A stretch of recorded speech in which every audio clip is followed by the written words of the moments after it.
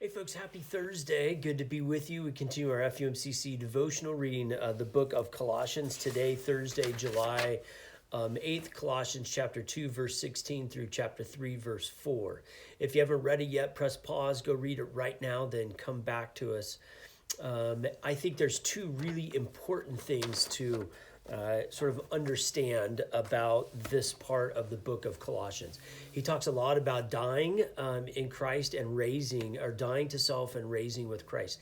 And literally, what they're talking about is a baptism by immersion, the way that they envision what is happening when we do baptism by immersion. Immersion means that the whole person goes under the water.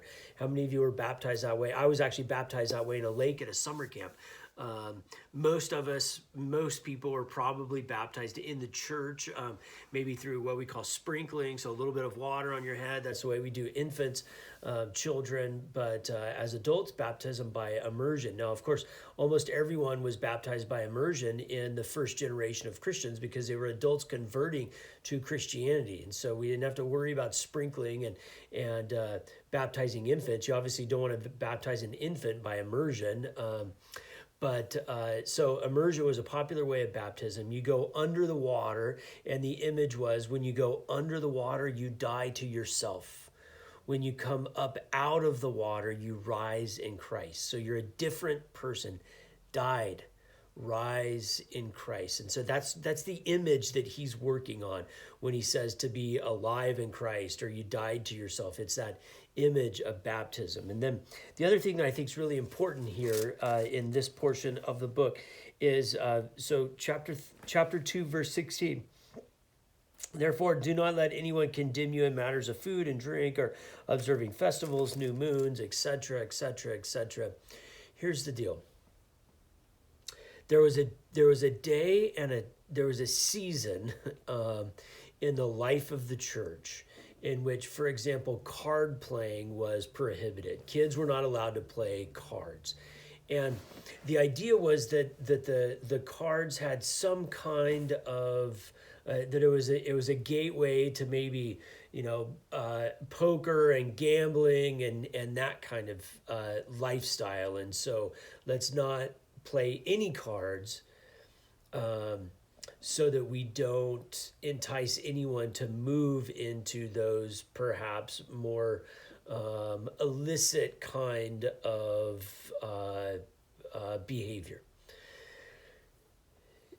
The question always is it really the cards don't have any power?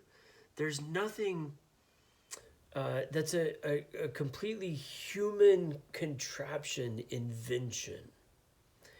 And so as Christians, we don't need to worry. It's not as if there's a demon that has possessed those cards or that game or that way of life. It's a human invention. And so therefore, as Christians, we shouldn't really, we look back now, we shouldn't really worry about not doing those things because we might be tempted by some sort of spirit that is infused in that game. There's no spirit infused in that game. There's one spirit. There's the Spirit of God. That's it. Everything else, human invention. And so by not believing there's a Spirit of God, so it doesn't conflict with the spirit that we worship doing that, right? Then it becomes a matter of our decisions. Does that lead to a healthy life? Does that lead to a God-honoring life? Does that lead to healthy relationships with other people? Whatever the activity is. That's the decision. It's not about whether the spirit of that illicit thing, food or the moon, as it mentions here in Colossians, or people used to think about like yoga in this way. All kinds of different ideas that people would think that there's a spirit somehow invested in that stuff that's going to steal us away from God. Well, we don't believe that there's any other spirit other than God. So all of those things are free. The question is whether they lead you to better relationship with God, self, other.